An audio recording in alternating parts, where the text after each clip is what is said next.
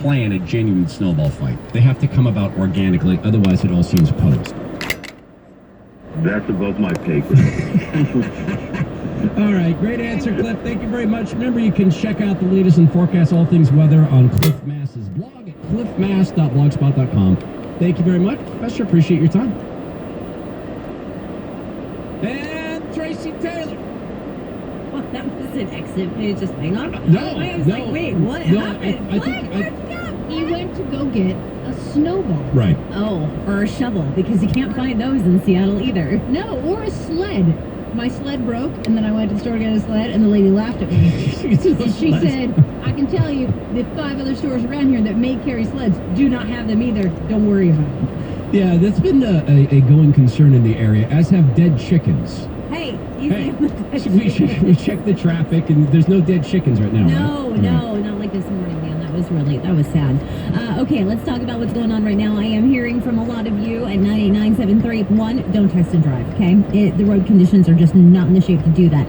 I am seeing, though, there is a wreck on northbound 405, just south of I-90. It's blocking several lanes. Let's talk about Highway 18. That's shut down in both directions out near Issaquah Hobart Road. That's because we have a jackknife semi that they're working to get things taken care of there. So again, all lanes westbound. Now DOT has updated this eastbound at Issaquah Hobart Road. It looks like just the right lane and left lane are blocked. Looking at westbound 18 from I-90, you've got all of those lanes closed. Southbound I-5 at Albro, we've got a crash there that's taking up the right lane. And again, drivers, if you're headed eastbound on I-90, you're not going to be able to do so outside of North Bend. That's because they've shut down the roadway with the multiple spinouts and wrecks that are happening in that area. It's going to take them a minute to get things cleaned up and out of the way. So again, no estimated time when the roadway will reopen. Say that 3 times fast. Traffic brought to you by Domino's, is a fan of all pizza, and that's why they're rewarding you for eating pizza from anywhere, even if it's not theirs. You can get rewards points towards free Domino's pizza. Learn more at points4pies.com. Cairo Radio, real-time traffic. I'm Tracy Taylor. In focus. This is the part of the story that hasn't been reported. Hey, coming up, Charles R. Cross is going to join us to talk about the Grammys. Kind of a big night for Seattle. Charles is a pretty famous music journalist here. He's covered Bruce Springsteen, Kurt Cobain, Jimi Hendrix. Prior to that, article caught our eye, or at least mine, about cities. Here's the headline.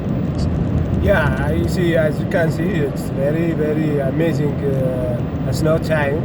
I didn't see such kind of snow ever before, so I'm actually enjoying this snow time. I may not find such a snow time ever after, so I'm enjoying at the same time taking some care of the situation.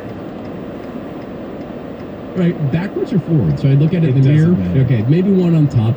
I'm not perpetually triggered, Mike, but this thing triggered me, so I thought what I'd do. Yeah, I know you are right, but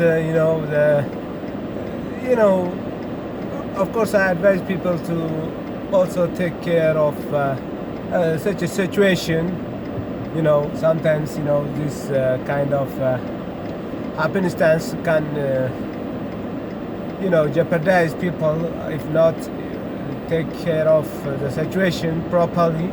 So I advise everyone to get drive slowly and watch the surrounding by the time driving. Yeah, now you see it's green, but the car the one that has passed is driving. So what I advise people is just to be conscious for the such kind of moments. That's what I'm saying. You have seen the car is driving, even though it's not green to him. You know what I mean? Let's just reach into the Todd bot. I'll get it. You know what? Next time I'm out of town, I'll record. Maybe it's that classic shotgun coffee. No, don't do that, because then it's a Second Amendment guy. Then I'm going to be in all sorts of trouble. No, don't do that. That's good. But this is a lot of it centered around people use Lyft and Uber pretty interchangeably, depending on where they're going, what they're doing, how they get the best rate for that particular ride. But when you started talking about East... by this time, I do not, plan to give any ride for anyone. you know, because it's. I know this time people should be get helped, but you know it's not as easy as you think to give a ride in this country. So I don't know what to say, but I don't prefer to give any ride, you know, this time. Do you want to say anything before I display one? Because now I was triggered by the article. Now I'm re-triggered. Yep. Okay. All right, let me start here.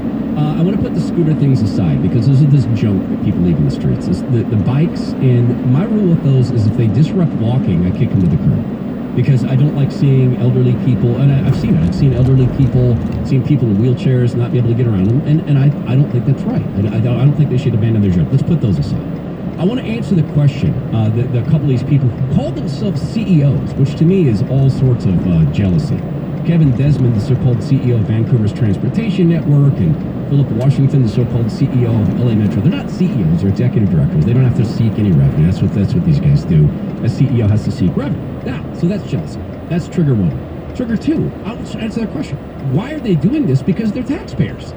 Because they live in our country. Because they contribute taxes to this infrastructure. And why are they doing it? Why are you letting them do it? Because they're paying a fee. If you need to do that, rack up the fee. Why is it successful? This should be the question. Why is it successful? Why is transit ridership down in every major city but Seattle, where they're just putting in the train and changing a lot of things, so they're kind of forcing people onto buses and trains, and it's being very successful. By the way, downtown it really works for a lot of folks. It really does. I have a lot of friends who live down here. They love it. Lastly, why is it successful? Example, MyNorthwest.com has an article by Jason Ransom there. 2 hours on a bus versus 9 minutes on an Uber?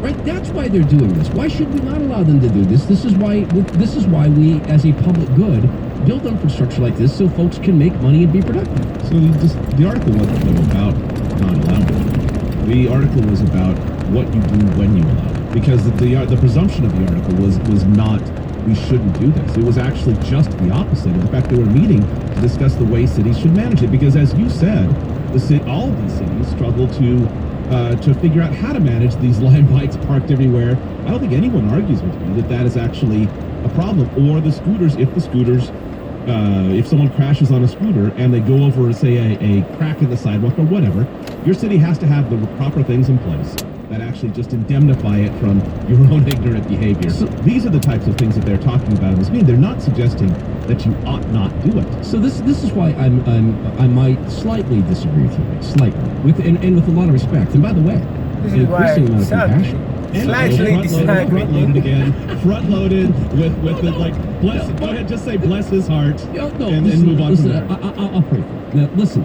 here's the thing, and I will, and I do. It says here, the private sector is going to keep disrupting transportation. That's Margie Bradway, Portland Metro's deputy director. At least she has the correct title. It's going to happen again and again and again. And she should be saying, God bless it, because it'll teach us what to do. But it's this quote.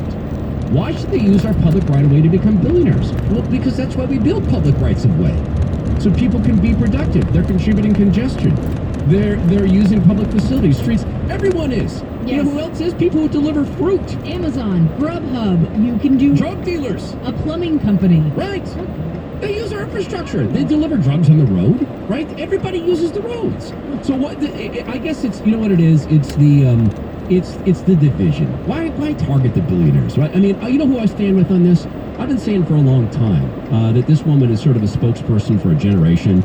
And I remember, Candy, when I had to teach you about Cardi B, I mean, listen to her defend billionaires. Well, I used to tell people what to do with their hard work and economic. First of all, do you know that artists, celebrities, the IRS, out of every check that you make, they automatically take 45% of your check. That means in order to spend $500,000, you gotta make at least $1 million. So she's defending the billionaires. And here's my question. Why don't people ever go at entertainers for using our infrastructure? So here is, Why I mean, because generally speaking, I mean, not just their infrastructure, not just the entertainers, but the entertainers and their posse, because that's a fair Their posse. I vehicles, agree. right? Posse, yeah. You know, so That's a very good there should be point. some sort Yeah. of a additional posse fee. I have to agree on with top that. of that. I have to Posse agree. tax. But I would That's a smart a posse tax. No, that's a smart point. You know yeah, what? which encourages smaller, more manageable posses. Right. You know, I gotta tell you, the more I warm up to you, I don't think I'll ever be liberal like you are. That's my I think thing. that's a guarantee. Yeah, yes. but you know what? I might vote for you in Seattle because you're sane. If you're going to go with the posse tax, I don't know.